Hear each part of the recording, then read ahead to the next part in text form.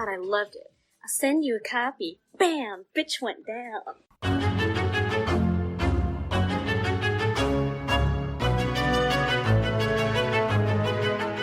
And welcome back to Horror Queers. We're talking off-brand franchise installments, we're talking casual homoeroticism, and we're talking about face rape. I'm Joe. And I'm Trace, and we're talking about one of the stupidest fucking movies I have ever seen in my entire life. Wow.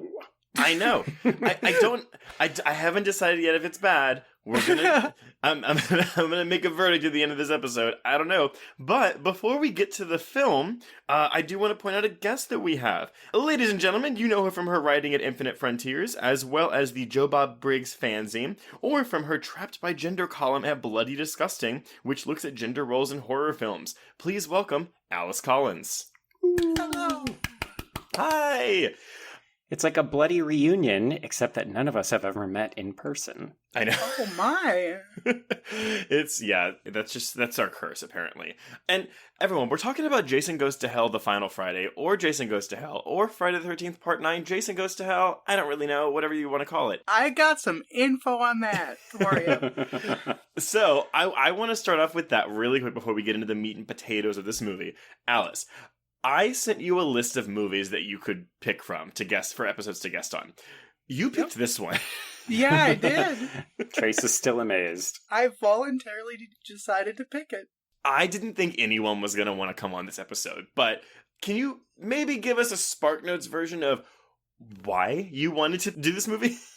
Well, when I was a kid, I would be at, there were video rental stores everywhere, so, I'd be in, every single, gas station had, their own little video rental section. They always had horror movies, and that covered with, the worm coming out of the eye mask and the flames were, always popping out to me. So, when I was older, I thought, hey, I remember that movie. Let's get the one named The Final Friday first.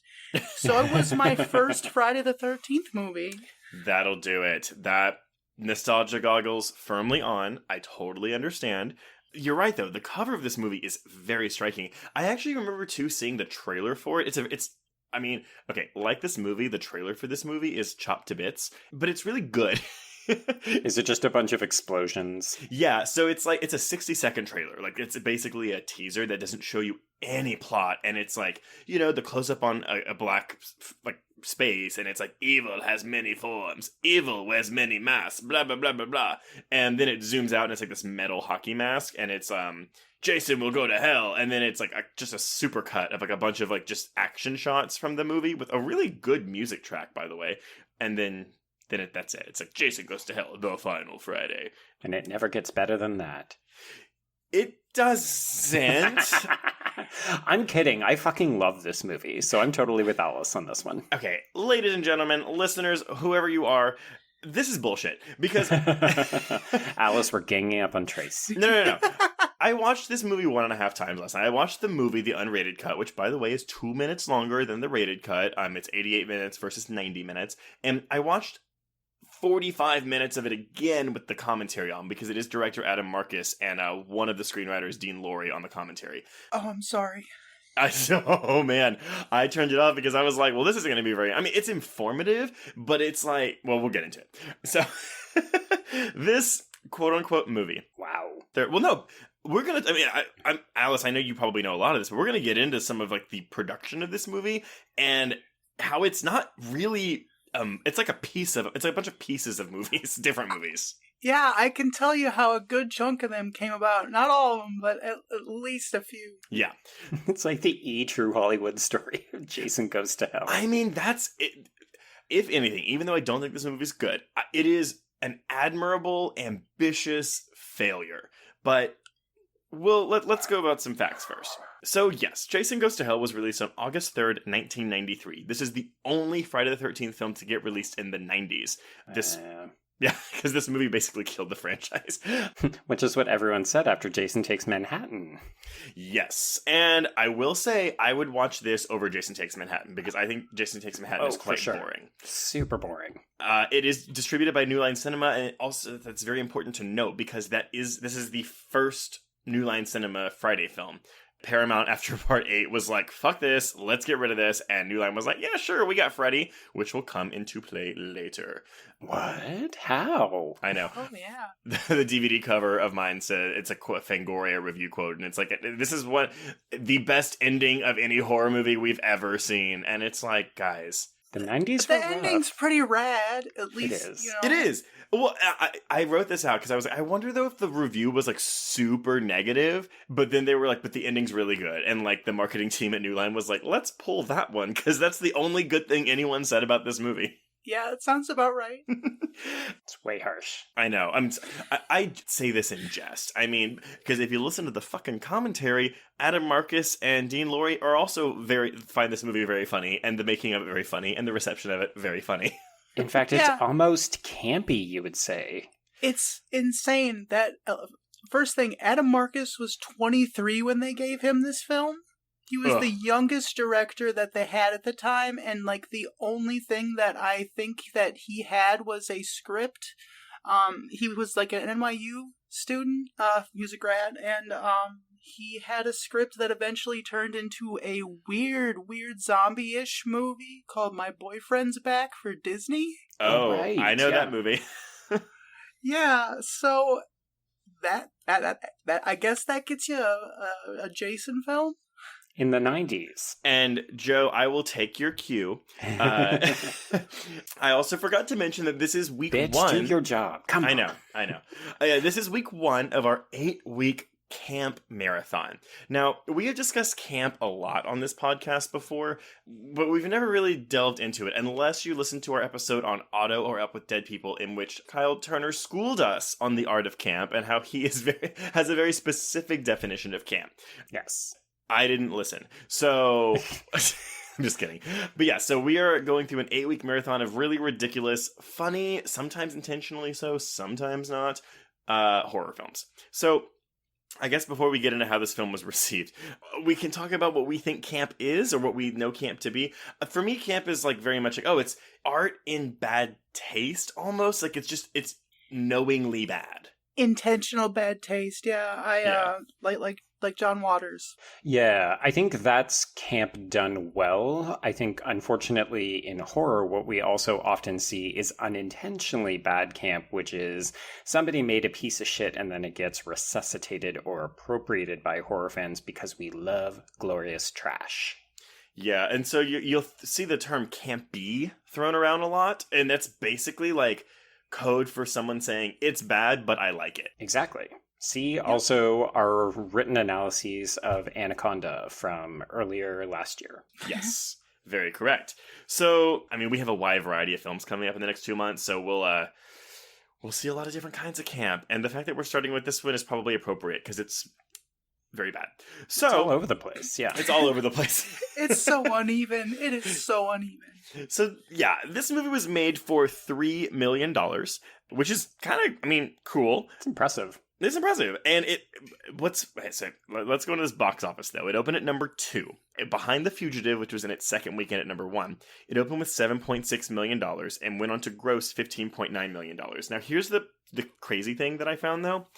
$15.9 million domestic gross was enough to be the highest grossing horror film of 1993. It also made more than Jason Takes Manhattan. It did. Which is funny then that people call this a franchise killer. I appreciate that if you look at the content, it's definitely not the Friday film that you expected it to be, but arguably Manhattan is still the franchise killer because it made the lowest amount of money and it's also not enjoyable.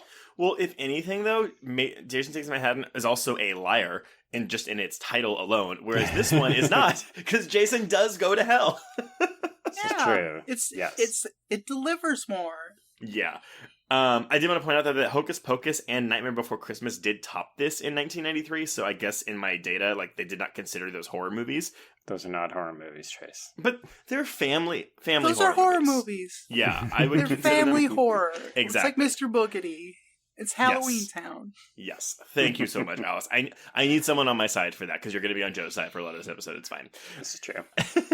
I don't think this went overseas, so I don't have any international grosses for you, but the $15.9 million gross, adjusted for today's money, is $34.7 million, which I mean, It's not great, but it's respectable. yeah, like that's the thing. I was like, you see like some Blumhouse movies making $34 million today, and again, this was a $3 million budget, so it wasn't. I mean, it made more than 4 times its money back. No, it's undeniably a success. Even if you don't like the film, financially, this film works.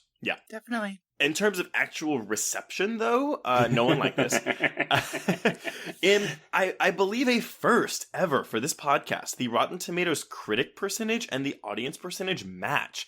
Ooh. Amazing. I know. Both of them are at 24%. However, critics are giving it an average score of 3.87 out of 10, whereas audiences are giving it an average score of 4.82 out of 10. I thought you were going to say 5, and I thought, wow, that seems really high. No. And then Metacritic, critics give it a 17 out of 100, and users give it a 37 out of 100. I think the 37's fair. Yeah, it's not Yeah. untrue. It is important to remember, though, that back in these days, when you think about Rotten Tomatoes scores from back in the 90s, they're pulling from a very small pool, Yes. and likely no horror outlets contributed to that score. That is very, very true. Well, that's where your audience score comes in, though. I did. This is true. I didn't put the number, but that's also where you're like, okay. Even in fandom, in Friday the 13th fandom, this movie isn't highly regarded. I think usually when you see people rank the franchise, the last one is either going to be this or Part 5 and maybe Part 8. I'm like, Part 5, that means nothing to me. I know Joe's like, well, okay, Joe doesn't like this franchise, so that's why he liked this movie. Okay. Well, I thought about it today as we were prepping for this. I realized, so yes, caveat, full disclosure, I'm not a huge fan of Friday the 13th. It's my least favorite of the big 3 80s horror franchises. And Trace, I'm not having this discussion with I you know. again about which ones are the big 3. I will not jump in there. It's fine. Fuck Child's Play, fuck Hellraiser, love them, but no, they're not big 3 franchises. Well, of the mine's 80s. a big 4, which is why I count Chucky, but that's fine. Continue. Continue. Yeah, to me, I do like the ones that are not considered the good canonical versions. So I like the Carrie versus Jason, aka number 7 entry. And then I like this one, and I like Jason X. And all the rest of them I'm kind of like 2 is a demonstrably good horror film. But yeah, 7 is just fun. It's Friday the 13th. That movie is just as gay. There is none. There is no chemistry between those characters. Yeah, I did a franchise marathon a little over a year ago, and my big change, I was surprised at how much more I liked 7. So that rose in my ranking, and how much less I enjoyed Part 3. So that dropped a little bit. Oh, yeah. But I will agree that Jason X is kind of amazing. It is amazing. It is a brilliant piece of film. Yeah. In retrospect, we probably could have done Jason X for camp as well. We could have, and it also has David Cronenberg in it, so it would have had your Canadianness in it too.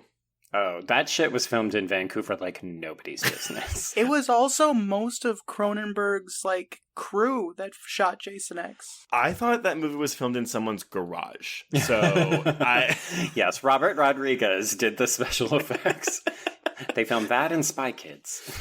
Yeah, that's kind of all I have for the reception. So, Adam Marcus, who, this was his first directorial film. As Alice said, he was 22, 23 years old, so that's insane. That's shocking. It's just crazy to think that, I get it that at this point New Line is saying maybe we need some new blood, or, you know what, we have nothing to risk with this franchise because it's so DOA after Manhattan. Mm-hmm. But it's insane to think that anyone would just pass the reins to a major franchise to an untested 22 to 23-year-old man.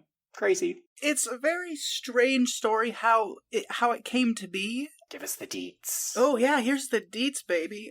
So after Part 8 didn't perform as well as Paramount wanted, they just sort of stopped making it. And Sean S. Cunningham literally just wanted to make, Freddy versus Jason. Right. And he was only able to negotiate the use of Jason and not the title Friday the 13th, which is why it's not. So Yeah, that's called Jason. Jason Goes to Hell, the Final Friday. So that's also why the other one's called Jason X and the other one's called Freddy vs. Jason, is because of that Right. same deal. Yeah. I never put that together. Yeah. Well, that's also why at any box set for the film, it will not include Jason Goes to Hell or Jason X or Freddy vs. Jason, except for that one that they did it once, but it didn't have the unrated cut of this film, so I didn't buy it. And now it's out of print, and now it's like $800 or something online. It's insane. Yeah. So, one thing I want to point out, though, Adam Marcus hasn't really done a lot, but he is one of 3 writers on Texas Chainsaw 3D, which is another really, really stupid franchise entry. But, you have Harry Manfredini coming back to do the score. He's done, like, most of the music for, I think, almost every single one, except for 1 through 6, and then I know he did. Yeah, I know he did that. 9 and 10. He did not do 8, Freddy vs. Jason, or the remake. Okay, yep. The cinematographer, who his main credit is on the 90s comedy Baps. Don't even know what that is. I think you said a movie title, but I can't be sure. It's like I have no idea. It's B***, A**P***, S, no asterisk. It's I think it's like an early Halle Berry like sex comedy from the 90s. Oh. With Halle Berry, Natalie Desselle, and Martin Landau. Not important. Those are not people who should be making a movie together. Yeah. Yeah, it's a really weird. It's like a whatever. It doesn't matter. And this movie has really no connection to the rest of the films in the franchise. Apparently, there was a comic book that bridged the gap between Manhattan and this one, but I don't know what the plot of that was, because if I remember correctly, 8 Manhattan ends with Jason being melted in toxic waste in the New York sewers. Correct. I've never seen the comic in like fit person, so I have no idea. So, without knowing that gap, it does explain his mask and why it's melted to his face. Joe, tell us what this movie's about. Okay, here we go. After being lured into a trap at a cabin at Crystal Lake, Jason Voorhees, Kane Hodder, is repeatedly shot and then blown up by a SWAT team. During the autopsy, Bill, Richard Gant, the coroner, consumes Jason's heart and immediately becomes possessed by the fiery bits of Jason's spirit. Cut to Robert Campbell, Stephen Kolb, the host of a trashy news series, American Case File, as he hires bounty hunter Creighton Duke, Stephen Williams, to put an end to Jason Voorhees. Duke sets his sight on Diana, Erin Gray, a local diner waitress who shares a connection to Jason and is still close with her daughter's ex, Stephen, John D. LeMay, who was so weird to me to find out that he is in this movie because I've watched all of Friday the 13th, the TV series, and he is the main actor in that, and he has no relation to this film franchise. He's in the movie solely because of the TV series. The producer wanted it that way. That is so weird. But, like, why not have him play the same character at a different point in his life? It just... No clue. That's the thing. This film is so separate from the entire franchise. There's no connective tissue other than Jason.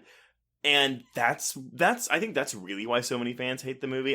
Oh, for sure. I think the goofiness it can be sidestepped, but like even if you just watch this movie as a standalone movie, it still doesn't make any sense. It's so confusing. Yeah. Okay. So yeah. And also like one thing I think that really like didn't that the reason why people don't like it is, the mask. And Cunningham went into the film saying he did not want the mask at all. Oh, really? Like he didn't want Jason to have a mask at all? He didn't want the hockey mask Jason. That wasn't his Jason. He wanted like a family movie. Like he wanted to go back to the family movie, but like the theme of family, like from the first movie, because it's about like a mother's son. Yeah. Right. Okay. But the thing is, too, though, so Cunningham is quoted as saying that Marcus came to him and said, the last thing the fans want is to see Jason going through Camp Crystal Lake chopping up teenagers again. And, of course, that's why... That's exactly what they did want. That's exactly what they did want. Which is why, well, we'll talk about it in a bit, but like the camp scene in this movie was reshoots. Like, it wasn't in the original film. Well, that's actually where we're going right next. Yes, so move on.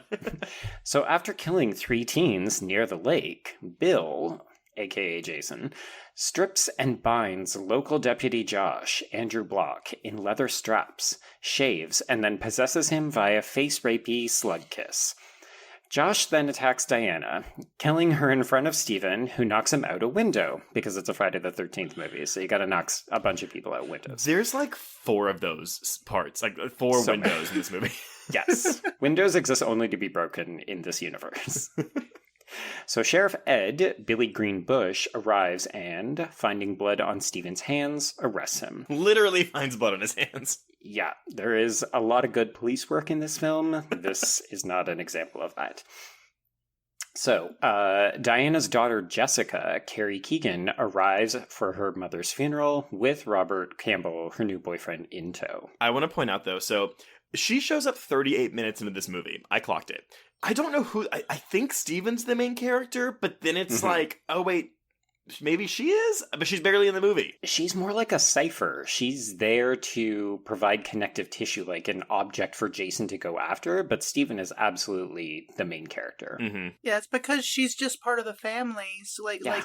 she's who he's going after. And yeah, I always read it as John LeMay's character as the main character, but yeah, it's very strange. It's an example of bad screenwriting that you would make the person who's not connected to the family in a film that's meant to be all about seeking out and killing members of the family. Okay, I have to tell y'all a really, really quick anecdote. When I was in first grade, I had to write a story.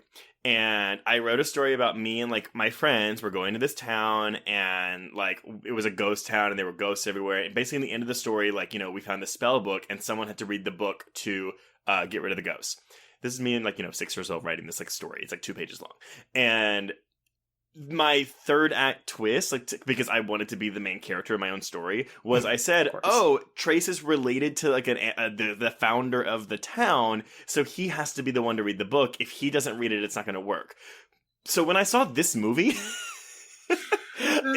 it reminded me of that, because they bring in that family thing where it's like, oh, only a Voorhees can kill a Voorhees. And I was like, did this guy jack I would have written this like 2 years after this came out, but like he jacked my story.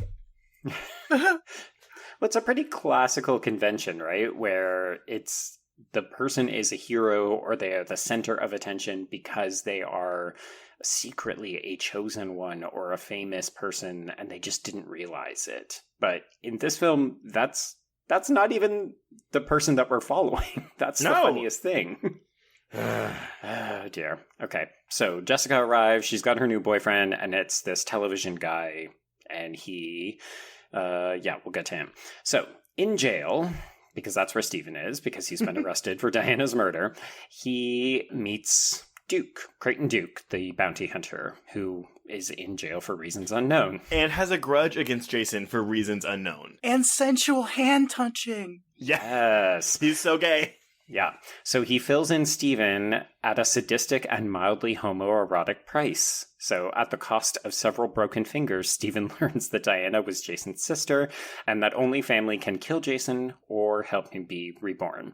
And this is, I think, another reason why fans of the franchise probably do not care for this film, because where the fuck did that mythology come from? Well, honestly, it doesn't make any sense. But also, the whole, like, I'm going to break a finger for some information, why?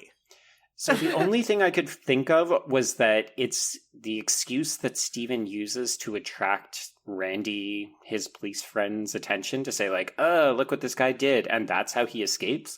But No. like, there are much easier ways to pull that con. I don't know. It's not great, no. You're reaching.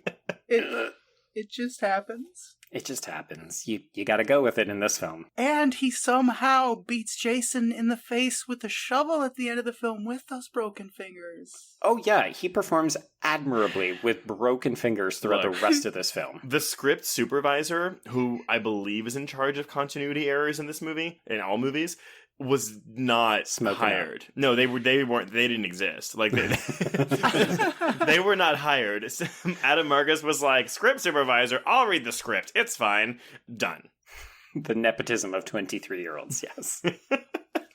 So Steven escapes from jail, and he heads to the old Voorhees house, where he finds the Necronomicon. It is the actual Necronomicon It from is. the It Evil Dead. is. Same with the bone knife. Same with, what was it? There was one The other thing. Deadites at the end. Yeah, I mean, that's what Adam Marcus says. He only started saying that recently.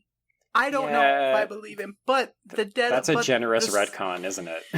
It is a very generous retcon, but the actual props are there. I do want to point out that with Evil Dead, I counted references, or not. I'm not going to say homage. It's literally references to 5 other horror franchises and one like really big one to another Friday film, which I'll go over later. This is the Scream of the early 90s. Yeah. It's so fucking meta. We're just drawing all these connections to horror icons left and right. But again, this came out the same year, but I think 2 months before Wes Craven's New Nightmare. So imagine how shitty this looked once that came out. Oh, boy. One's an example of something that didn't work quite so well. That is proto-Scream. Scream came from that.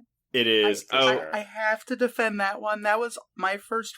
That was my first Freddy too. Alice, why? In case listeners are yelling at me, I apologize. New Nightmare was 94, so it came out 14 months after this movie. But I will side with you, Alice. New Nightmare is my 3rd favorite Nightmare movie. Oh yeah. Nobody's dissing on New Nightmare. Everybody loves New Nightmare on this. Okay, so in addition to the Necronomicon, Stephen overhears Robert. That's still the television producer, because none of these people have remarkable names or personalities, so they're very difficult to keep track of. And he's Rex Vandekamp from Desperate Housewives. I literally kept calling him Rex the entire time. There is that, yeah. So Stephen overhears Robert talking about a plot to goose his show's ratings using Diana's corpse, which is hidden in the basement. Yeah, because that's going to go over well on television, buddy. Unfortunately for Robert, he is attacked and face raped by Josh, who promptly melts. A possessed Robert then attacks Jessica, but she is saved by Stephen, who runs over Robert with her car. When Stephen tries to tell her what's happening, she leaves him on the side of the road and drives to the police station. So one of those 2 reactions is appropriate. Sure. Robert somehow follows her, kills nearly everyone at the police station. Stephen then saves her again, and they drive to the diner to pick up their baby, who is a character in this movie that everyone has forgotten about. Only to discover that the baby has been abducted by Creighton Duke. Richard then kills everyone at the diner in glorious Terminator-y slow motion. So, Jessica abandons Stephen again. Do you sense a theme, a recurring theme going on here? Abandonment? Abandonment and then rescue. Well, yeah, I'm sorry. I wanted to point out to that baby, like, being left in a cardboard fruit carton thing for a day? Like, an entire day? Yeah. That's child abuse right there. The 90s, man. The 90s. So Jessica abandons Stephen again to go and meet Duke at the Voorhees house, where he gives her the baby and the Kandarian dagger from The Evil Dead, as Alice mentioned. So Duke then falls through the floor onto a rebar and pierces his leg. So he's out of commission for a little bit. And this is when Sheriff Ed and Officer Randy Parker, Kip Marcus, arrive. And one of them is possessed by Jason. But who? Spoiler, it's Randy. Well, the film tells you like 2 seconds later. Like, they don't even draw out the suspense for this scene at all. Yeah, there's no tension. None at all. So Randy shoves Sheriff Ed into Jessica so that she accidentally stabs and kills him. So I guess that's a body count in this movie. And then Stephen arrives, shockingly enough, in time to save Jessica yet again. Well, he actually saves the baby, because at this point, Randy is trying to, possess it, as Jason is wont to do. So Stephen slices open Randy's neck, and a baby-sized slug monster crawls out, falls into the basement, crawls into Diana's vag, and then emerges literally seconds later as a fully grown Jason Voorhees. I just realized something. I think the reason there may not have been a whole lot of, suspense buildup is that the slug going inside of Aaron Gray, Diana, was a reshoot, so it was a different actor. So like Aaron Gray didn't even know that was a scene until many years later, and was extremely upset about it. Well, okay, wait. So Joe, because you watched the R-rated cut, not the unrated cut, did your cut show the thing crawling up her pussy? Jesus, Trace. You see it crawling towards the body, so it's evident, but no, you do not see it. That is extra footage in the unrated cut. you see it like full on like wiggle its way inside her, and it's gross. I mean, it's gross. Just there's so much rape in this movie. It's really disgusting. Yeah, it's a gross. I mean, I'll give it that. It's a gross movie. Yeah, It is so gross. Yeah. Okay, so we're almost there. Yeah. Steven battles Jason until Jessica stabs the unstoppable killing machine, and she eventually gets him in the heart. It takes her a couple of tries because, she ain't good at this. So, as soul sparks float into the sky, a spotlight shines down on Jason as Jason is dragged to hell until only his iconic mask remains. After Jessica and Steven walk away, and a dog randomly wanders by. which I thought he was gonna pee on it. I also thought that. Would have been appropriate. Yeah. It would have been. It would have been perfect.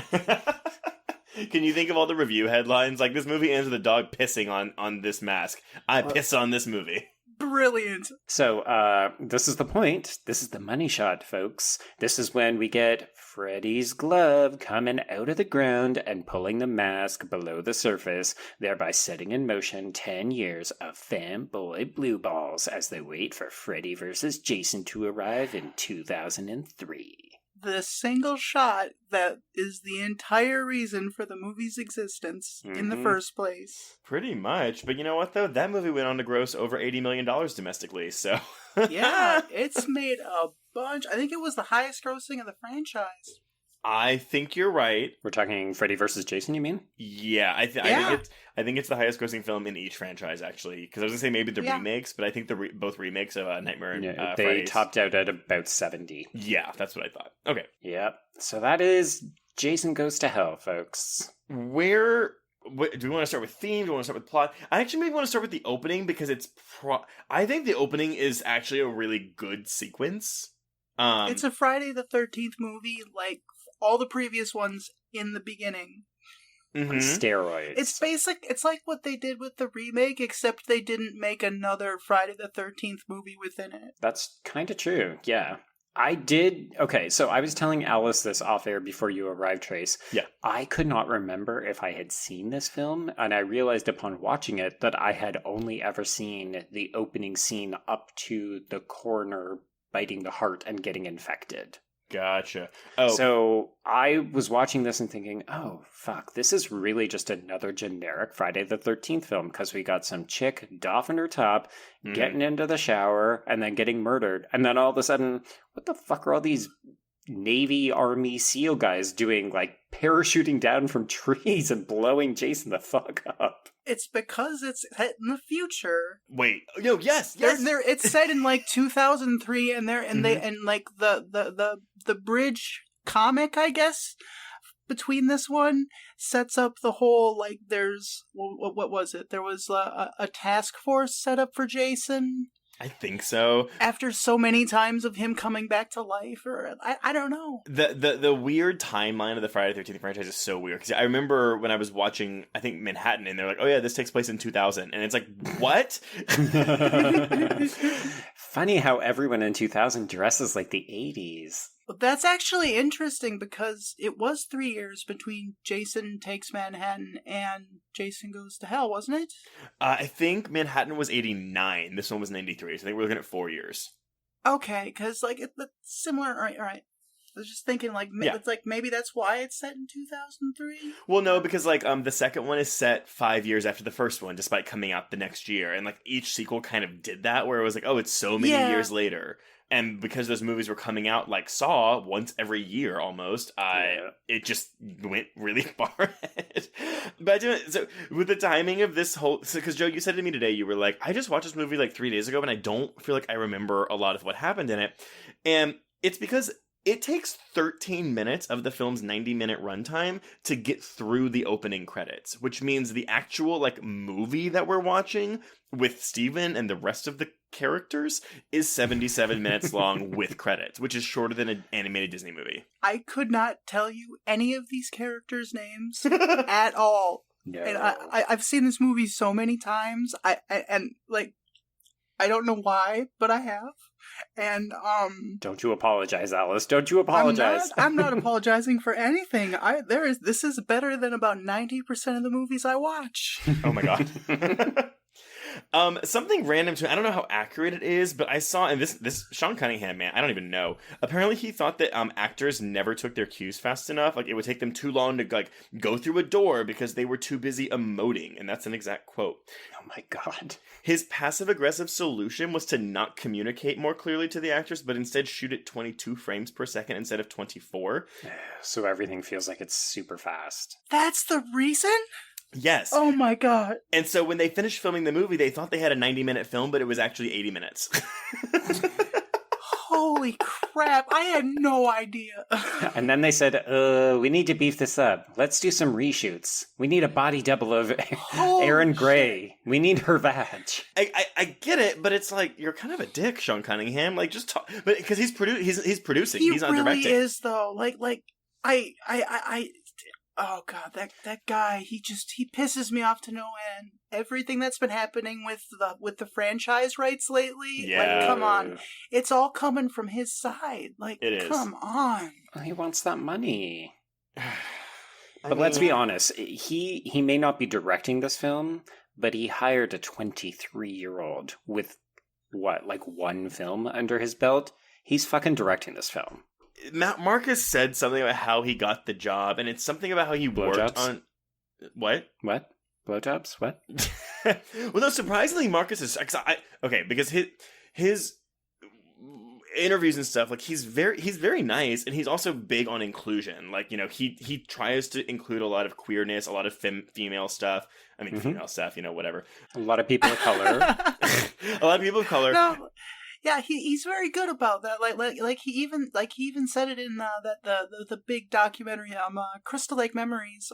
Like he was saying how like he saw the earlier films as inherently sexist, and he wanted True. he literally said that he shot the homoerotic shaving scene for the ladies. Well, and that's why we also get more male nudity in the tent sex scene / kill scene. Yes. Oh, also, I want to point something out since we're on horror queers. Wait, is that what we're doing? Yeah. The actor, the guy's girlfriend who gets sliced almost in half is Michelle Clooney, who was on Queer as Folk for all 5 seasons, in the US version at least. Oh, really? Is she one of the lesbians? Like, not the blonde one, but the Yeah. other one? Oh. Yeah, she plays Mal. I thought she looked familiar. I actually thought she was going to be the final girl because she looked immediately familiar to me when I saw her. Okay, wait. No, so, admittedly, when I was watching this, I like looked away when he picked them up, like because they were hitchhikers, and so when he was driving to the campsite, I was like, wait. Why does he have these people? Was there this isn't an Uber situation? They didn't have that back then. Why does he have these people? I was Just because so Steven confused. is the nicest guy. This is your introduction to him. He still hangs out with his ex's mom at the diner. He's picking up random hitchhikers, gently ribbing them about their premarital sex and drug use, giving them rides for free. Steven's the best, man. You want to hear another little slightly uncomfortable fact about this? Yes. The guy that was shooting the scene with Michelle Clooney, and I'm so sorry, I cannot remember his name off the top of my head, but The guy who gets all sexy naked. yeah, he and Michelle Clooney had been dating prior to this, and they had broken up like not too long before shooting this sex scene. Oh no, that's awkward. Very.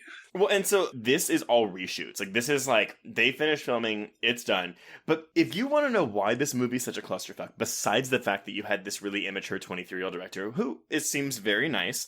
So apparently when they were filming, it was a 28-day shoot. The only person who actually looked at any of the footage was the editor, David Hanman. He worked with Sean Cunningham on Deep Star 6. He edited Wishmaster. Also, he edited a bunch of Harper's Island episodes. Cool. Ooh. I know. But no one was viewing the dailies as per normal procedure, so because they were just focused on, filming, getting, and moving on to the next thing. My God, low budget horror. Nobody's looking at the dailies. Hey, don't pay attention to what we've actually shot. Just push through. Exactly. So most of what they had wasn't usable. Like for the diner sequence was actually an 8-minute nonstop slow motion sequence. And Just as a sidebar, I want a would've work watched print. it. I want to see a work print of this. Like, that is the best fucking okay. it is. The police station massacre, the diner massacre, cemented this film for me. I was on the fence. I was wishy-washy about it. And then those scenes happened, and I was living for it. It's so good. I do love the woman getting her chin, like, punched in. Like, that's a really cool gore effect. Everybody loves that one. Oh, and also, again, another queer aspect, you know, you have Leslie Jordan in this movie, for some reason. And, you know, people may know him from Will and Grace or Sordid Lives. I did see that there was a queer reading, and I've forgotten the site that I'm on, so I apologize. But this one gentleman interpreted this as, oh, look at this butch woman who owns a diner and this tiny effeminate man. They look like maybe they've settled into a marriage of convenience in this small town outside of Crystal Lake, and they've decided, you know what? If we can't be homos, we should just get married and open a diner. Oh my god. But I'm glad you mentioned work print, Joe, because there is supposedly a 130-minute work print of this movie. However, I want the work print. However, after like they realized what wasn't usable in this film, they only had about 45 to 50 minutes of footage. So I still want it. I want the 130 minutes. I gotta see it. I gotta see it. So 43 minutes of the final product did come from reshoots. The storylines that were dropped were Erin Gray, her character, and the sheriff were engaged in planning their honeymoon. Yeah, you can tell that there's more stuff missing from that, not just because there's obviously something else going on in the diner when she's first introduced, but she's so clearly being set up to be a bigger character, and then they just murder her. Yes. And we'll get, because again, I think they're trying to do the Psycho thing where like you think she's going to be the final girl and then they kill her early, but it's like, I only knew her for 2 scenes, so it doesn't really matter. Even though, kudos to her, she does put up a decent fight, all things considered. The Jessica and Rex Vandekamp being a couple, that was added in the reshoots. Yeah, because that makes no sense. He just randomly shows up. You're like, oh, he's back. He's dating this girl. Oh, okay. The scene when he's on the phone and he's like, yeah, I stole Diana's corpse and put it in the Voorhees house, and then I went home and I fucked her daughter. Like, what is that? That is one of those definitely, okay, so the screenwriter was off to the side, desperately churning out lines, being like, just have him say this. That'll explain it. I saw an interview with John LeMay, you know, Steven, yeah, and he said that when he got the script, he was so confused as to what was going on, and that when he saw the final product, he was in shock that it actually made any sense. I mean, it kind of does. Like, it both does and does not make any sense at all. The character motivations are so spotty, and the fact that Steven just accepts the fact that there is madness happening, you just have to kind of go with it. But at the end of the day, really, the film just boils down to Jason body hops trying to get closer to this girl, and John D. LeMay just has to protect her, and that's it. That's the thing, though, is that in theory, like everything that they're saying makes sense, but the fact that it comes out of nowhere, like, yeah, apparently Creighton Duke, like, Jason killed his wife, and that's why he has a revenge, like, vendetta against him, but that's not in the movie. And even the fact that you cast this. Well, I don't know if he was a famous actor at the time, because, of course, I recognized him immediately, like, oh, Jesus, that's X from the X-Files. But that would have been many years after this. Actually, same year. Oh, is it? 93, I think, is the first season of X-Files. Oh, well, good for him. Maybe 92? He had a good year. It's definitely around the same... Yeah. But... I mean, it would make sense, right, to have Jessica be your final girl because she is who Jason is after, and it would make sense to have your bounty hunter be the person who's protecting her because he is armed with all the knowledge. And instead, we just have the most generic white guy just introduced in the middle. Like, you can get rid of him and the baby. And for sure. It cuts out a lot of the fat, and then you can devote more time to Duke and Jessica, I guess. Yeah. Just make this the Terminator remake that you so clearly want it to be. I guess, it came out the year after T2, so that kind of makes sense. Yeah. Because it's an unstoppable killing machine that's coming after a woman and her baby so that he can be reborn into the future. Yeah, another weird thing about this is, like it's so weird because, like, Adam Marcus in interviews has said that they had come up with the idea for the whole Hell's Assassin thing. Yeah. And then that was the reason that he was jumping from body to body. I'm sorry, what is the Hell's Assassin? So you know how it works into the Freddy mythos. Freddy is one of Hell's assassins, as per like the 6th movie, Freddy's Dead. Yeah, like, but in dreams, and Jason's the assassin on Earth. Oh my yeah, god! I guess. What? And his favorite, if this demon or Hell's assassin or whatever it is, favorite form is just Hockey Face Man. Oh my god, that is so dumb. But that's why at the end though, like when the souls are coming out of Jason, which again, that's never been a thing before. The same thing kind of happens in Freddy's Dead when it's like, oh, like the soul. I mean, but that makes kind of. I mean, I don't think Freddy's Dead's a good movie, but that makes a bit of sense with the mythology. Or it's just New Line being like, hey, we've got this makeup from this other movie. Can we just repurpose this? Because our budget is small.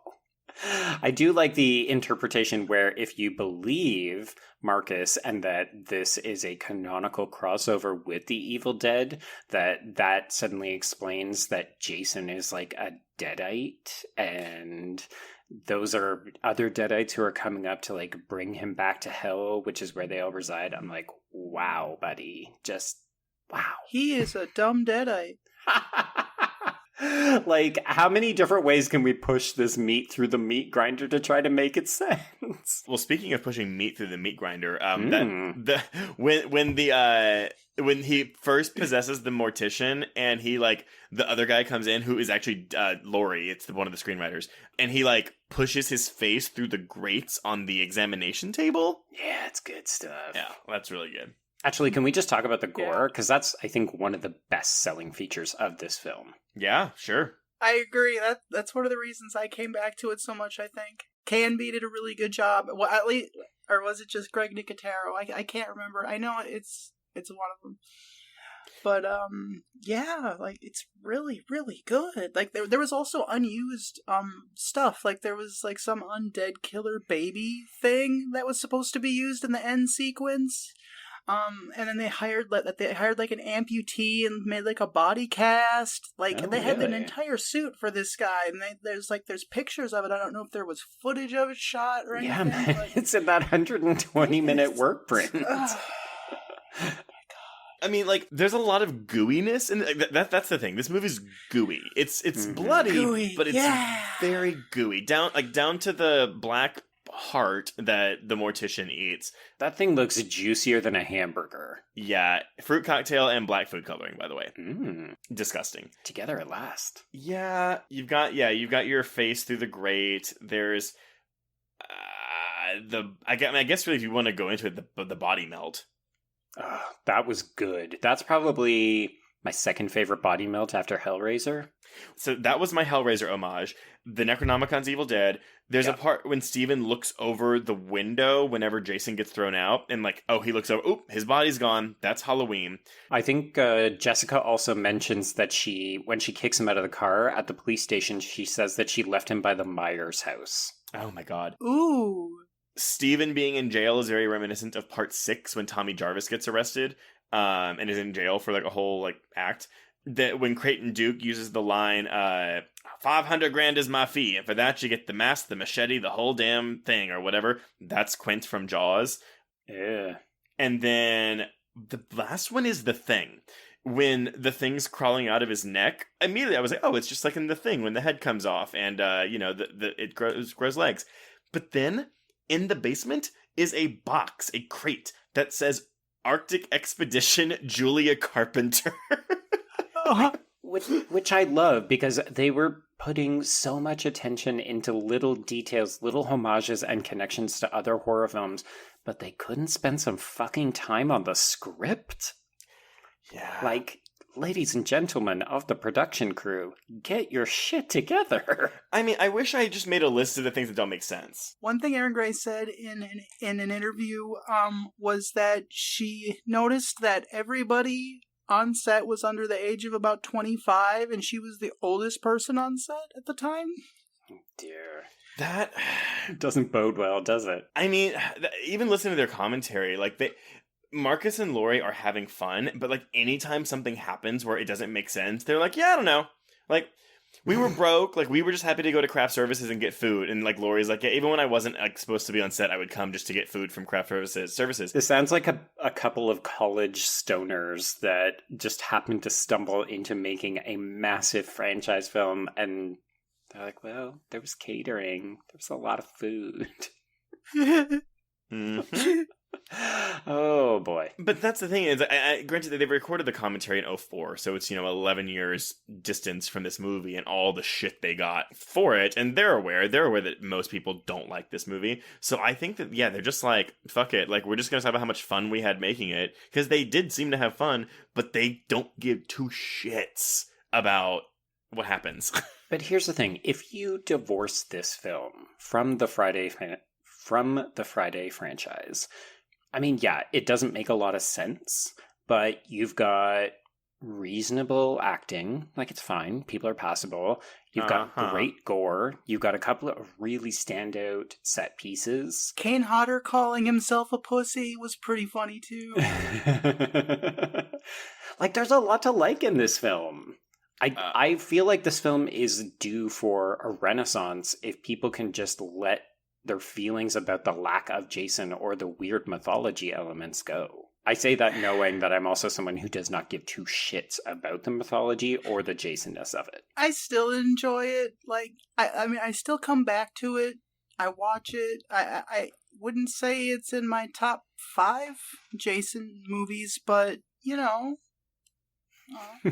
That's damning it with faint praise. It has its charms. Yes. Oh, come on, Trace. You have talked repeatedly about liking the most garbagey shit movies on this podcast. Well, if the movies have gore and they're kind of funny, spoiler alert, there's an episode that we pre-recorded that's coming up in a couple of weeks that is just as much hot garbage as this movie, and you fall over yourself with praise. I know what you're talking about. But I don't find this movie as entertaining or funny as that movie. I don't know, man. I think you gotta lean into the weird sense of humor that this film has. I mean, those army dudes parachuting out of the trees and basically fuck-yaing each other No, in the opening actually, sequence. Like, no, come on. my favorite visual gag, though, was the toweled FBI agent, like, doing, like, this dive over some barriers and, like, flipping to get out of the way of Jason and all the grenades and shit. All well, the towel stays on. Perfectly on. It's amazing. It is truly amazing. I love how the FBI also had, like, they knew, they were like, look, we gotta send this hot agent in there, and she has to get naked, and then it's he'll the come out. miscongeniality opening. They're like, okay, where's the Sandra Bullock of 1993? Send her in there. But yeah, that's how you lure Jason out. You gotta have all of the tropes all at once right in front just to lure him to it's like her be blown to pieces, I guess. her nipples are like releasing this frequency that only serial killers can hear, and it's like once they're exposed, it like draws them closer and closer. Exactly, just like them deciding not to use the condom in the sex scene in the woods. I mean, no, that thing, I thought that was genuinely funny. Like, there are some commentary things. Oh, it's hilarious. Yeah, on how stupid the franchise is and, like, the tropes. Yeah, I had forgotten how meta this movie was. Most of it, I would argue, isn't super successful, but a good chunk of it is, I think. It's an early stab at it. Yeah, it's an early stab at Yeah, for sure. An early stab. it. I know. and that's where Scream 2 gets its little movie. Oh, 100%. Took a stab at it. I did want to point out, too, because y'all had mentioned, we had mentioned, oh, like, Marcus is, like, really inclusive and whatever. Did y'all read about the shit with, the girl who plays Jessica and how her shower scene, like, she wasn't told she had to be nude for it, and he basically, like, forced her to? Oh, shit, no. That sucks. That's terrible. Supposedly he didn't tell her, and he says that like he did. So wait, so what'd he do? Like, just take your clothes off. I'm just gonna put the lens cap over the camera. We're not gonna film. Don't worry. So basically, she wore a flesh-colored bathing suit bottom and Madonna-like comb bra with Dixie cups instead of cones. The water was so hot though that she was literally crying from pain, and she thought it was because Oh my god. Marcus was mad about the nudity. She complained to her agent, who then argued with everyone on production. Keegan and Marcus became enemies. She walked off the set, even though they were mere days away from wrapping. So Sean Cunningham had to take the movie away from Marcus, came in to direct the final couple of days, which was the only way they could get that actress to come back. Jeez. Oh my goodness! That like she plays it off as having like the funnest time in the documentary, the Crystal Lake Memories. That's holy jeez. Well, but we've seen people lie on these retrospective documentaries because if you look at how Mark Patton talks about Nightmare 2, he also doesn't seem to have a lot of bad feelings, and well, we know how that turned out. Well, because they're getting paid for those. Yeah, sure, definitely. right? So Don't buy the like, hint. it makes sense why, but like, ooh, jeez. So basically what we're hearing is that there's a bunch of fun homoerotic and or queer elements in this film, and that the women were treated like garbage. Well, That's yes. So that's a good transition, Sounds though. accurate. Do y'all want to talk about all the queer shit? Yes. Yeah. Because what the fuck is it Always. doing in here? I love it. It's delicious. It makes no sense. It's like empty calorie gay content. His only reason for including the leather shaving scene is that he was trying to be more inclusive, but why? Like, everyone else just gets attacked and the worm comes out and you're like, okay, it's a bit face rapey. Here you've got a whole elaborate setup. But I have a theory. So, does anyone else that gets possessed have facial hair? Not that I can remember. So that was my thing. I think that maybe the slug just doesn't like hair. So Wow, that is a body shaming slug. It's not going to do well in the gay community. Do we ever see Jason shaving? Because whenever the mask comes off, he is clean shaven. He is. Very good point. Oh. So yeah. So even the way that scene ends, I mean, can you imagine being in the theaters in 1993 and like this scene just happens? No, Like the homo panic would be real. But he's strapped down with leather straps. He's getting shaved. The scene goes on for quite a bit. And then the end of the scene, though, is the mortician like coming to the camera with an open mouth kissy face. Mm-hmm. So you don't even see the slugging. You just see like they're going to kiss. So that's what you think is about to happen, because I think at this point you don't know there's a slug. Are we sure it's his face? I think it's like a close up of the mouth with the slug coming out. I don't think you see a slug. All right. in there. That's I cannot remember seeing a slug in there, and you just made me think like, is it his face? I can't recall, but I do think it's funny that, I mean, we're sort of lauding this as though it's a good thing that there's all this gay content in here. But if you think about it, the horror in this moment is actually that a man would put his face near another man. Because think of the things that could happen. Yeah. A fucking slug could come out. Well, I mean, but that's the thing. They don't show the slug in this scene. Like it's his face coming towards the camera, and basically the camera goes into his mouth, and that it blacks out from that. And it's just like, what? Actually, listeners, if y'all saw this in theaters in '93, please let us know what the reactions were, be it yours or people around you, because I am dying to know. I must know. I gotta know. So there's a lot of overt queer elements in here, but the thing that struck me thinking about this in preparation to record was there's a very strict gender line. Like, Jason only goes after other men for this unless he's trying to get to Jessica or the baby, right? But we never really even see him get that close to them to do that.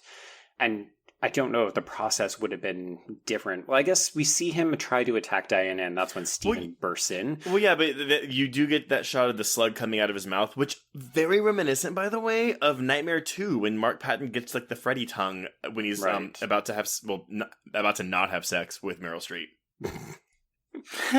Not Meryl, yeah. Not Meryl. But She still looks like not Meryl. Yeah, she does. But don't you think it's weird? Like, So when the aftermath of the diner scene happened, I was certain that Vicky was going to be the one who would turn up with the slug in her mouth for the for the finale. And then instead it's another man. Like, do you think Jason only goes for boys? Okay, so I think this might be part of Marcus's inclusivity thing, though, because he had thought the films were sexist, so he was trying to turn it on to men. But I see your point. So then now we have this this total like repositioning of a very famous slasher of the 80s as Jason's a big homo. a That's gay what I'm man. saying. Yeah, sure, why not? But then the fear becomes, oh wow, men, watch out, because if another man tries to gay kiss you, panic. he could be trying to possess you and turn you into a homicidal killer and then liquefy your body. And he's going to hell. I And mean, he's going to hell. it was the 90s, so maybe. Right. Yeah, I mean, like we're like, post AIDS crisis. I mean, like it's still like a fear, but it's not, 1985. Yes, the bigger fear is a black man. Let's put him into jail, for sure. Oh, okay. I was surprised that Duke was in, because I for some reason, again, I remembered him being a bigger presence in this film, but I think it's because his lines are so stupid. Well, and he's obviously having a ton of fun playing the role, so he's a memorable He refused character. to play the role without the cowboy getup. Which I love, because again, why? Why not? Yeah, no, why not? That's your tagline for this movie. Why not? Jason goes to hell to Final Friday. Why not? Why the fuck not? No. Okay, so we'll move on to the hand caressing in a minute, but can we please talk about the hot dog line? The hot dog through a donut, was it? Okay, Is. what is the first thing that comes to your mind when I say Jason Voorhees? Jason Voorhees. Well, Yes, George Voorhees, Jason's younger brother. He's a sex maniac. He talks about hot dogs and donuts all the time. We've already got a hidden sister, so why not a hidden brother? oh Exactly. my god. I mean, y'all, I can forget some continuity shit, but this hidden sister thing, whatever. But no, so he responds, well, that makes me think of a little girl in a pink dress sticking a hot dog through a donut. What? Okay, do we think that was scripted or ad-libbed? I have no idea. I have no idea. All I know is that from all I've heard in interviews and things and stuff I've read, is that they were just trying to one-up each other in weirdness and making each other laugh the entire time. So maybe it was an ad-lib. Who knows? Let's pretend that it was scripted. What do you think they're trying to say? I don't. I mean, at the end of the day, what it is it's talking about the sexualization of children traits. Yeah. It's that Creighton Duke is a pedophile. But now we know where Mean Girls gets it from, right? Yeah. Or, oh man, I really missed an opportunity at the intro of this episode to say that I wanted to take a big old mango-sized crap on your face, which is a line in this movie, by the way. Yeah, please don't talk to me about your Grindr profile. Thank you. So yeah, this hand caressing. It's so sensual. It is. It's so loving. Do you think that it's subtle enough that people didn't notice it? Because I feel like we all picked up on it immediately. But do you think there was anybody who watched us and just thought, that's weird? No, because No. It's very overt, but the camera I don't holds know. on I it. can't.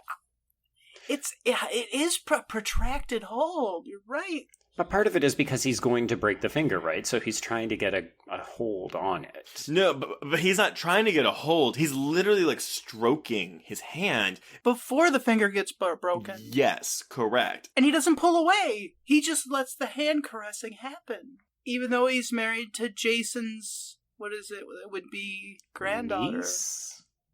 Niece. No, yeah, you're right, niece. Niece? Yeah, because Diana Niece. is Jason's sister. I can't even tell the family stuff going on with this. Well, also because Jason knows. They wanted it to have family stuff in it, and it just... I'm even confused about like how the family trees work in here. Well, that just reeks Oh, of Halloween bullshit to me. Where they said, oh, well, let's just introduce some random family member that we can have our killer go after. Well, yeah, Didn't it remember on work for this, that other Yeah. one? Yeah, it's because like that's what they do in Halloween. They bring in the cult of Thorn. It's like, well, this isn't working, so let's bring in a cult. Sure, and a niece that he's telepathically connected to. Cool, we'll do that too. Well, he seems to be telepathically connected to them because he seems to know exactly how to find them at all times. Well, also Creighton Duke knows about the family connection, and Yeah. can we also talk about the knife that becomes a magic sword whenever Jessica holds it? It's so stupid. Yeah. She's a powerful lady, Trace.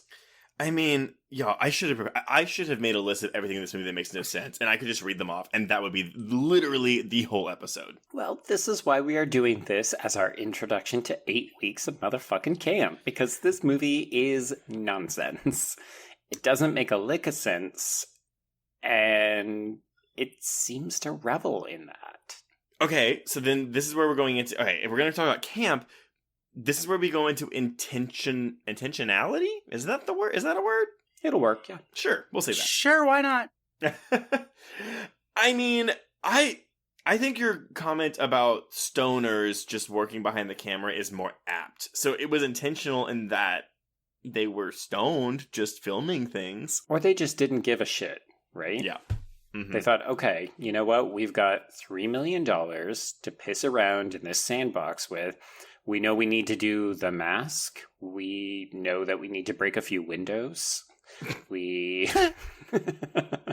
we need a few gory kills, which I think they probably spent the majority of their time working on the FX for a lot of the head trauma that goes on in this film. A lot of the goriest stuff is not in that rated version. I mean, Joe, because you had... So you don't see Vicky's head spurt when she gets it crushed. You do see the police officers get their heads whacked together. So that's enjoyable. But you don't see Queer as Folk Lady get split in half while she's straddling that guy. That was the most egregious omission for me. The fact that I was denied that in the R-rated cut was unforgivable. That is unforgivable, completely. Because that is a good fucking kill. Like, No, when you sent me the screen caps, I was legit mad. That part is all practical, yeah. Nice. I think they had to build 2 body casts for her. One to fall to the left, one to fall to the right. Oh, maybe they needed more because you had to have the full body cast first before it goes through. Yeah, I think they probably had one for when she gets pierced, right? Yeah. Jason comes just as she comes. Yep. Oh, Jason. He's like the coitus interruptus of, well, or would we say Michael is the bigger buzzkill? He's like, No. they're both such boner killers. No, Jason has like shoved a spear through a couple as they're fucking. Multiple times, I think, right? Probably. Yeah. Yeah. Jeez, these boys, they just need to get laid. I was thinking of Kevin Bacon, but that's Pamela Voorhees. Don't worry about it. Oh, yeah, that is Right. true. But yeah, he gets speared post-coitus. Yeah, that is true. I guess arrow. But that is post-coitus, yeah. Yeah, it's post. Or if you're a Kill by Kill listener, bunked. So, all right, going back to intentionality, which if that's not a word, I've just coined it. So, go with it. Let the residuals come in. They wanted something different in this movie. And Cunningham acts embarrassed about this movie. Like, he didn't know what was going on. And I'm like, you're the producer. What were you doing when they were filming He this has movie? full control. Yeah. Like, if you think about it, in Freddy vs. Jason, like Wes Craven didn't have full control of what happened to Freddy at the end of that movie. Therefore, I think that's why Jason is the one that ultimately, quote unquote, wins. Is because Sean S. Cunningham's a producer on that. Oh. How could his baby, or rather, his money-making baby, Mm-hmm. because, he didn't make the hockey face man. So, yeah, I don't know. That's the thought. No, let's be real. He either didn't know because he had fucked off, or he knew exactly what was going on, and he's exercising his plausible deniability and saying, "Ooh, I don't know." He probably had a lot of cocaine left over from the 80s that he had stockpiled for, like, you know, since it ended. Because that's what happened. When the 90s hit, all the cocaine went away. So if you didn't have any, then you were fucked. So they just, like, stockpiled it. Oh, he was in withdrawal then. No, but he had a stash. And so when they were like, oh, we're going to make a Jason movie in the 90s, he was like, oh, good, I can break out my cocaine and live out my glory days of the 80s. So he just sat in his trailer all day, just doing cocaine. Adam comes in. Sean, I've got an idea for this character. It's going to be... Yeah, it's great. It's great. Do it. Just do it. Okay, cool. Guys, we got the green light on George Voorhees. We're good to go. Write him in. And give me something about a girl and a hot dog and a donut in there as well. I just came from catering and I was smoking a J and I got really hungry. Wait, that's what it was! No, there was a little girl sticking a hot dog through a donut at craft services, and Creighton Duke was probably looking at that when they were filming the scene, and that's what he said. That's why he said it. We figured it out. We've cracked the code. Meanwhile, Sean Cunningham.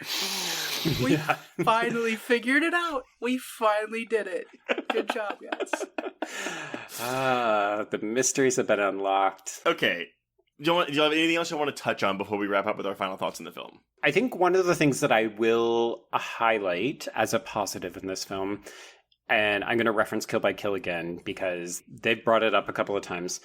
One of the things that seems to happen, particularly in both the Friday as well as the Nightmare franchises, is that every successive film treats the events of the previous film like it's myth and legend, and they've completely forgotten about how this serial killer who is active and murdered, dozens of children works.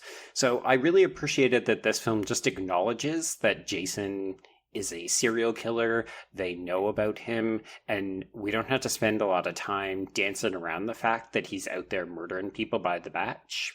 So I kind of appreciated that candidness in this film. Yeah, I got one last thing, which is a question for you two. Okay. Do you know who's wearing the Freddy glove at the end of the movie? Oh, I looked it up. And is it Hodder? It's Kane. Kane's Kane. the only person to play both Jason and Freddy. Does that mean he provides the laugh as well? I don't know. That probably was stock just at the time. That is my only guess. I do not know. Sean, get out of your coke coma. We need the laugh track from the New Line vaults. Where's Robert Englund's laugh? We need that for the final demo. I actually do have a question for y'all, and Alice, your opinion might be better. Just say it valid. She's a credential person, unlike us. just with this franchise, because so y'all know there are a lot of people, fans of this franchise, like really hardcore ones, who feel very strongly about, Kane Hodder is Jason. Like Kane Hodder gives the best performance as Jason. There have been a number of actors to play him. I mean, I know Kane Hodder. I know Ken Kirzinger did Freddy vs. Jason. And then there was Derek Mears for the remake. I don't remember anyone before Kane Hodder. Ken Kirzinger is also in Friday the 13th, Part 8. He's the dude who gets thrown into the mirror in the beginning of the New York sequence, where they're like, there's a serial killer chasing after us. Yeah, same guy. Did not know that.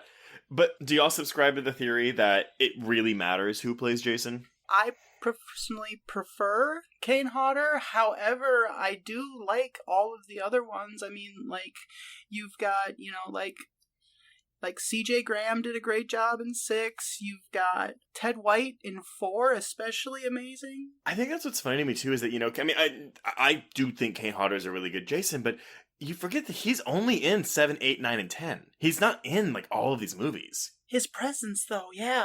His presence is very intimidating, even... It's the physicality of it, right? Because I know that people have critiqued the way that Michael moves in Halloween H40 or whatever you want to call it, where they said, the person that they cast for it doesn't have the same kind of lumbering motions that he has in the first couple Carpenter films. Mm-hmm. And I feel like people have a bit more of a... No, did I fuck that up? Sorry, just Carpenter only directed the first one and he wrote the second one. Fair. Okay. The Carpenter-related early ones, then? Okay. How's that? Sure. Carpenter adjacent. There we go. Thank you, Alice. But I feel like one of the things that fans really gravitate to is the physicality, particularly in the non-speaking roles, right? Because the only way that these actors can convey any kind of emotion or presence is it's all through the way that they move and the way that they toss people and they burst through doors and windows and stab people. So I think at the end of the day, that's maybe one of the things that people like more about the others. I don't know. Yeah, it's the whole way he breathes with his shoulders and like how he'll turn like part of his body before turning his head and stuff like that. Yeah. Or turning his head before the rest of his body, or it's one of the two. And he's really embraced the Phantom, and I mean, like, you're right. It's all about the physicality. I ultimately don't really think it matters. I don't have a big preference. I know. I'm gonna have all these Friday heads. What would we call a Friday 13th fan? I don't know. But I do like. I mean, again, Kane Hodder's barely in this movie. He's in maybe a combined 10-minute screen time. The beginning and the ending, yeah. Yeah, that's it. He's the only holdover from the Paramount days, too. Yeah, that's true. He's seen both sides of the studios. But yeah, I mean, it's... I've always found that interesting when fans get up in arms about who's playing Jason. It's like, I mean, it doesn't really affect the quality of the movie. I mean, there's probably bigger and better fish to fry, but at the end of the day, as we've discussed several times, Trace, horror fans do love to get uppity about weird details, like the mask, like the actor who plays the killer. It's like, never mind, the script is total garbage, but I know. The director's a 23-year-old who's more interested in craft services, but sure, yeah, just focus on Kane Hodder. God, you're so right. We've talked about the mask shit on some episode before. I don't know if it was Scream Resurrection. Oh, Scream Resurrection. Oh, fuck me. God damn it. Okay. My final verdict, I think this film is like I said at the beginning, it's an ambitious failure. It's a mess. It makes no fucking sense. It is stupid. It is poorly made. But it is entertaining, and it has good practical effects. Yeah, it has certain qualities that are lovable. Yeah, yes. I agree. Yes, it is the redheaded stepchild of the Friday franchise. That and Part 5, because that's also kind of the one that people like to, want to give away. Which one is that? That's the one where Jason's not actually in it. Oh, yes. Okay. But it's also, I will say, I used to be a defender of 5, and then on my marathon, I was shocked at how bad it actually was. And it's actually my least favorite film in the franchise. Yeah, that one doesn't make a lick of sense either. I mean, it makes... I like Jason X more than I like the fifth one. I'll give you that for sure. Oh, Jason X is in my top 5 for me. Yeah. For sure. Magnet tits for days. Come on, people. Yeah, the nipples. The flying nipples. It's so good. Okay. You two ready for a game? I'm ready. Okay. So, if you were a studio executive with $10 million in change and you had the rights, which dormant franchise would you order an off-brand installment of? And if you're feeling creative, what would that look like? So basically, we talked about how this is a Friday film that's not really a Friday film because it's just filled with so many wackadoodle details. Yeah. So if you could do a version like this for one other franchise, what would it be and what would it look like? I know exactly the one I want. Oh my it's God, controversial as hell. Do it. Sleepaway Camp. Ooh, okay. And do you have an idea in mind of what that would look like? I don't know. Would she still be trans? See. Yes. Okay. Yeah, you'd have to retcon that. You want to have that in there. Mm-hmm. That's the only way I'd ever do it. Like there would be no other way. Like that would be first thing to happen. I don't know. Gender conversion camp. Ooh, it'd be interesting to do the film and have it set between the end of the first sleepaway camp and then when she gets out of the so-called psych ward for number 2, right? Yeah, she does. She does get out of the psych ward in the second one, and she talks about having, bottom surgery and all that, mm-hmm. and then she's all, good now and killing everybody. Yeah. Random question: Do you enjoy those movies? Personally, yeah, I do. Just myself, I do not recommend them to people normally. or but or for it's myself, like watch these, but there's a caveat. Yeah, I like to watch it sort of as a revenge fantasy sometimes, cause Interesting. Oh, I can see that. Yeah. yeah, you treat a trans girl so bad, she's gonna snap eventually. Right. Especially if you've got a pot full of hot dogs. She's going to end you Oh my badly. God. I really That's enjoy right. those sequels. I think the sequels are really fun. I don't love the first one as much as others, but the sequels are a hoot. I love them. They're great. Well, I mean, arguably the second and third film are the off-brand for that franchise because they're Right. just so different. But yeah, okay. They are so over the top and crazy. Yeah, totally. I mean, the first one is campy, obviously, but I think the second and third, the sequels really barrel it in. Oh, yeah. Oh, it like in the beginning of the third movie, it literally says Angela's back spray painted onto the building after the bus pulls away for her going to camp. Like, it's just intentionally there. Yes. Yeah. It's intentionally campy. Those would be good ones for you to put on. Too true. Yeah. Oh, there was no shortage of films to fill this block. Oh, God. Oh, I bet. Okay. Trace. So mine's it's kind of a cheat, I think, because it is dormant in its current iteration, but there might be a movie and there might be a Netflix series coming out, but I was going to say the Resident Evil franchise. Ah, It's done. so And done. anyone who's seen those movies or played the games knows that they are not really anything like the games in tone. So So your off-brand installment would be one that follows the games? to go back to the brand of the games, yeah, that would be it. And I'd love to see an adaptation of the actual first game with some like gothic horror. You get those 50s horror movie elements. Like, Me Ooh, too. Yes. By the way, you can find Romero's script for it. It was like from 1998, I think. It's online, like available to find. It is very close to the first game and brings in elements of the second game.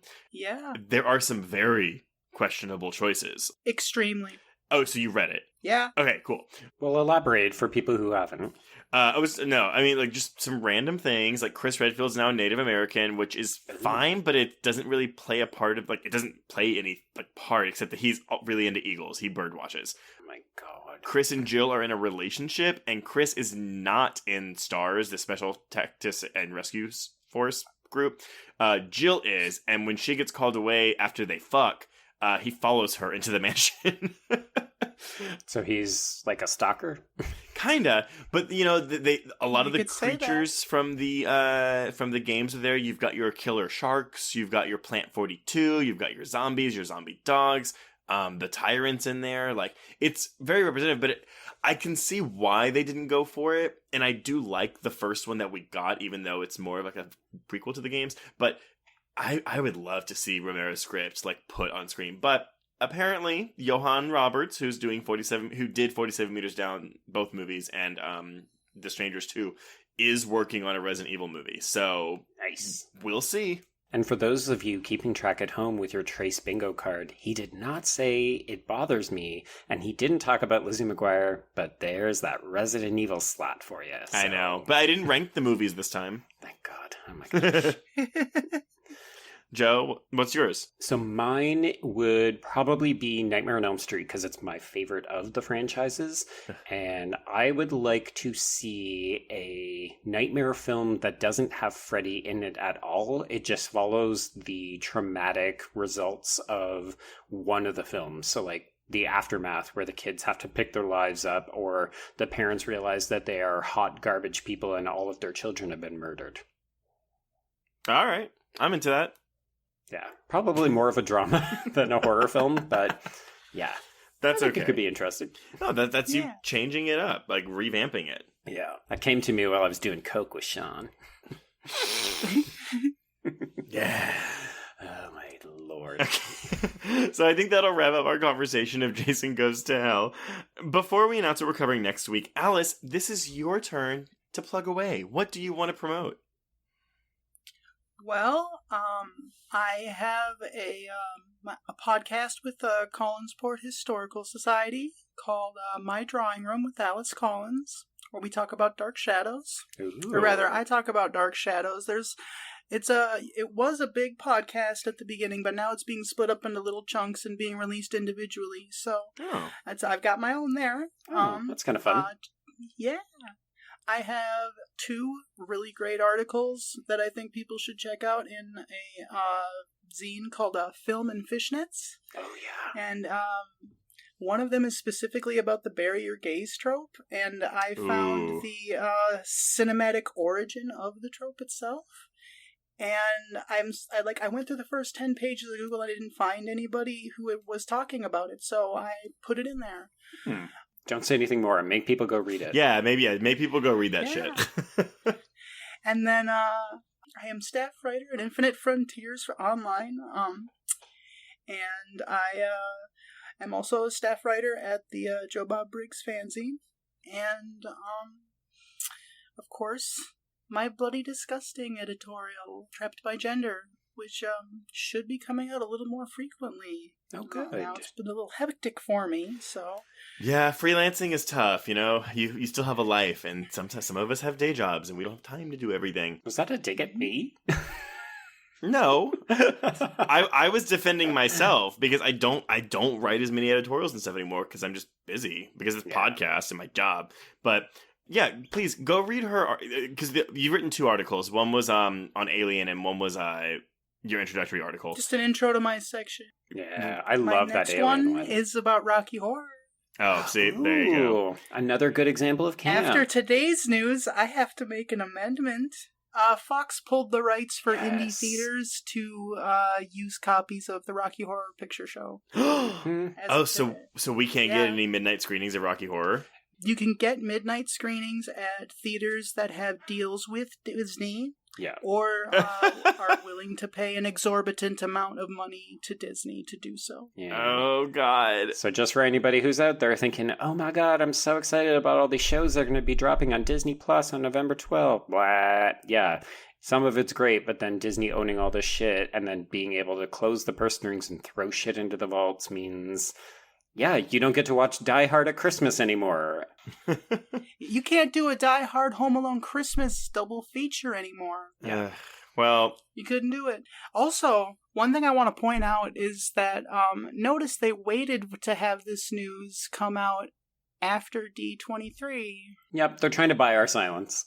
They want to own the theaters. They want to own where you go see the movies. Well, this is depressing as fuck. So... moving away I'm so sorry. No, it's okay. It's okay. More cocaine. More cocaine. Over here. Give me the cocaine. George Voorhees, come over here with the coke. Well, I did want to plug one of my... I did want to plug one of my podcast appearances recently. I did guest star on the No Excuses podcast. That was with former Horror Queers host Jenny Nolf, who listeners may remember from our Fatal Frame episode, and her co-host Mike Shep, where basically they're both cinephiles, but they have very different tastes in movies. So every episode, one of them makes the other one watch one of their favorite movies. And in this case, Mike made Jenny watch Showgirls for the first time, and I got to guest on it. So good. It was very fun. It was a wine drinking episode for me. And if y'all are familiar with my drinking episodes, you'll know that I'm particularly profane. So go listen to that. It's the No Excuses podcast, and it is on Showgirls. If you want to reach us on Twitter, you can reach me at Traced Thurman. I am at B Stole My Remote. That's the letter B. And Alice, I don't think you said your Twitter handle. Do you want to plug your Twitter? Yeah, I am at Vamp Alley, ALY. And I also have a website launching soon, but it currently just directs to my Twitter, which will be yourhorrortran.com. Ooh, nice. Yay! If you're tweeting out the podcast, please be sure to use the hashtag HorrorQueers in your tweets, or email us at horrorqueers@gmail.com, or check out our Facebook page. If you want to, go to iTunes, leave us a rating or a review. One or the other is great. If you want even more content, please visit our Patreon page at patreon.com/horrorqueers, where you can sign up for exclusive bonus episodes covering recent horror films like... what have we dropped recently? Oh, we dropped an episode on It Chapter 2 this week, and next week we'll have one on Rob Zombie's 3 from Hell. It was a lot of Stephen King. Yeah, a lot of Stephen King shit going on right now. Joe, what are we covering next week for week 2 of camp? All right. Well, we've mentioned him a couple times on the podcast tonight. We're going to be going back to the sweet horror spot of Wes Craven, but we're not talking about one of his better films. Oh, no. We're going to be talking about his shitty werewolf film, Cursed. And, oh, I'm so excited. It's got one of the best werewolf scenes ever. It does. No, it totally does. It's got one of the best werewolf. I'm not going to say it. I'm just saying he burst through a window too. Yep, it's and everyone watch the unrated version. The unrated version, which I think is only available on DVD. I don't think it's on streaming. I don't think it's on Blu-ray, but it is on DVD, and I think I bought it for like $12, which is probably overpaying for that movie. We've got so much to talk about. Yeah, it's another troubled production, but I'm very looking forward to discussing it and revisiting this film. As am I. And on that note, I think we can cross out Jason Goes to Hell the final Friday. Yes, and cross out Horror Queers.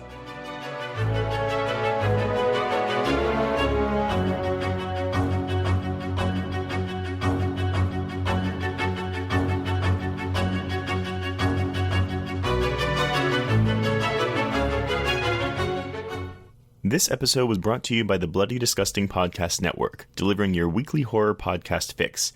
To find more episodes of this show and others, please visit bloodydisgusting.com/podcast network.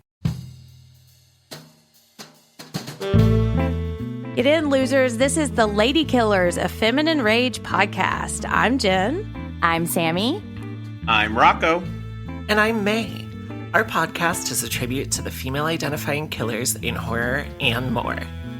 Each episode will feature us, your Supreme Court of female murderers, discussing our favorite lady killers, from your Julias and Jennifers to your Carries and Christines. We'll tell her story, decide if it's good for her horror, and answer the most important question of all: would we die for her? Join us on Thursdays as we pull on our sweaters, snatch our ice picks, sharpen our scissors, and honor the lady killers who live on the silver screen. No boys were harmed in the making of this podcast. Yet.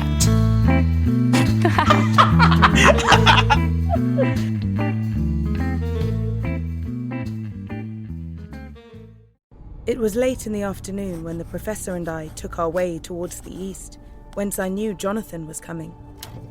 Jonathan Harker has asked me to note this, as he says he is hardly equal to the task, and he wants an exact record kept. Dear Madam Mina, I have read your husband's so wonderful diary. Strange and terrible as it is true. I will pledge my life on it. God preserve my sanity, for to this I am reduced. Safety and the assurance of safety are things of the past. I am in hopes that I shall see more of you at Castle Dracula.